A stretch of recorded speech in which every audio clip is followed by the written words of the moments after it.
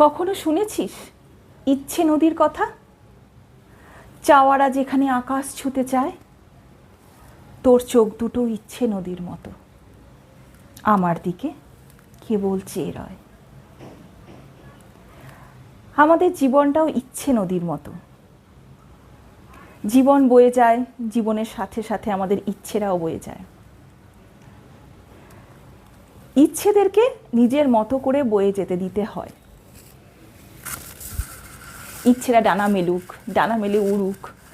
নিজের সমস্ত ইচ্ছে পূরণের দায়িত্ব নিজেকেই নিতে হয়। নিজের ইচ্ছে পূরণের দায়িত্ব কিন্তু কারোর উপর দিলে চলবে না। কেউ কোনো দায়িত্ব নেয় না, সবাই সবার ক্ষুদ্র স্বার্থটুকু পূরণ করে চলে যায়, সে যেই হোক। তাই জন্য নিজের ইচ্ছে না দমন করে জীবনকে প্রাণ ভরে বাঁচতে হয়। প্রাণ ভরে বাঁচার নামই জীবন। প্রত্যেক দিন সকালবেলা উঠে নতুন করে নতুন উদ্যমে জীবনকে বাঁচতে হয়। আমার জীবন আমার, তাতে কারুর কোনো অধিকার নেই।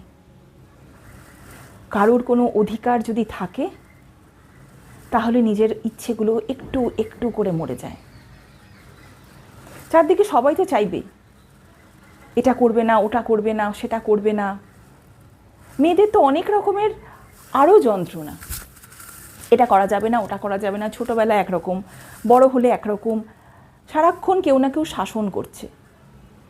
ইচ্ছেগুলো ডানা মেলে ওড়ার আগেই কেউ যেন তাকে খাঁচার মধ্যে বন্দি করে দিচ্ছে। সেই খাঁচার চাবিটা কিন্তু নিজের কাছেই আছে, অন্যের হাতে দিলে চলবে না। একটা সময় গুরুজনরা শাসন করে আমাদেরকে বড় করে ঠিকই, কিন্তু নিজের বড় হওয়ার পর নিজের জীবনের গার্জেন কিন্তু নিজেকেই হতে হয়। নিজের যে তৈরি করা একটা খাঁচা থাকে, সেই খাঁচার চাবি নিজের হাতে রাখতে হয়, যাতে কেউ না বলতে পারে এটা করবে না, ওটা করবে না, এত কিছু করতে নেই। একটাই জীবন আমাদের, সব কিছু করতে হয়। যা যা ইচ্ছে করবে, সবার একরকম ইচ্ছে নয় কিন্তু। প্রতিটা মানুষ নিজের আলাদা আলাদা আলাদা ইচ্ছে নিয়ে জন্মায়। তাই জন্য যার যা করতে ইচ্ছা করে করুক।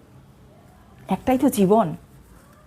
আমি মরে গেলে তো আমিই মরে যাব, আমাকেই পুড়িয়ে দেওয়া হবে। আমাকে পুড়িয়ে দেওয়ার পর আমারই আত্মীয় স্বজন বন্ধুরা বলবে কতক্ষণ সময়, আর চা বিস্কিট খাবে, টাইম পাস করবে, তারপরে এসে একটা দিন আমাকে ভুলে যাবে। তাই আমি আমার সাথে যেটা সঙ্গে করে নিয়ে যাব সেটাই আমারই।